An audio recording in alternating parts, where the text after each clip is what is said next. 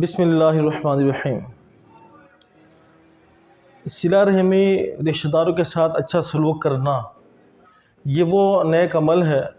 کہ جو اللہ رب العالمین کو پسند ہے اور پیارا آقا کریم علیہ السلام کو پسند ہے۔ اور جو شخص اپنے رشتہ داروں کے ساتھ قطع تعلق کرتا ہے اور ان سے اچھا سلوک نہیں کرتا تو یقیناً اللہ رب العالمین کی رحمت کا وہ مستحق نہیں ہوتا، اللہ رب العالمین کو پسند نہیں ہے اور پیارا آقا کریم علیہ السلام کو بھی پسند نہیں ہے۔ ہمارا ماحول کے اندر یہ ہے کہ یا تو اگر کوئی شخص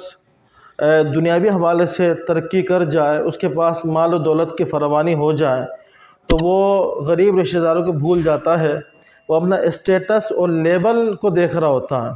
حالانکہ اللہ رب العالمین کی بارگاہ میں اس کا لیول اور اسٹیٹس یہ ہے کہ وہ اپنے رشتہ داروں کے ساتھ حسن سلوک کرے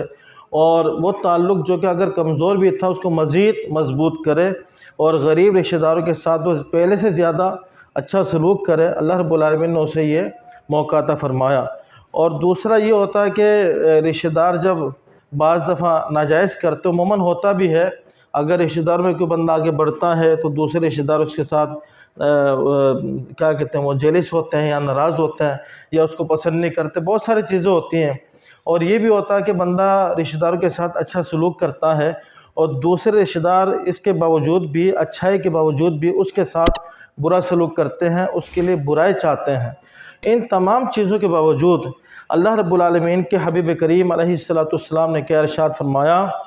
لا تنزل الرحمت علی قوم فیہم قاطع الرحم، کہ اللہ تعالیٰ اس قوم پر رحمتیں نازل نہیں فرماتا، اللہ اکبر، اس قوم پر اللہ رحمت نازل نہیں فرماتا جس قوم میں قطع رحم کرنے والا، یعنی قطع تعلق کرنے والا اپنے رشتہ داروں کے ساتھ موجود ہو۔ اللہ تبارک و تعالیٰ اس قوم پر رحمت نازل نہیں فرماتا تو اس شخص کا کیا حال ہوگا جو شخص قطع تعلق کرتا ہے، رشتہ داروں کے ساتھ بدسلوکی کرتا ہے، اس سے سلوک نہیں کرتا،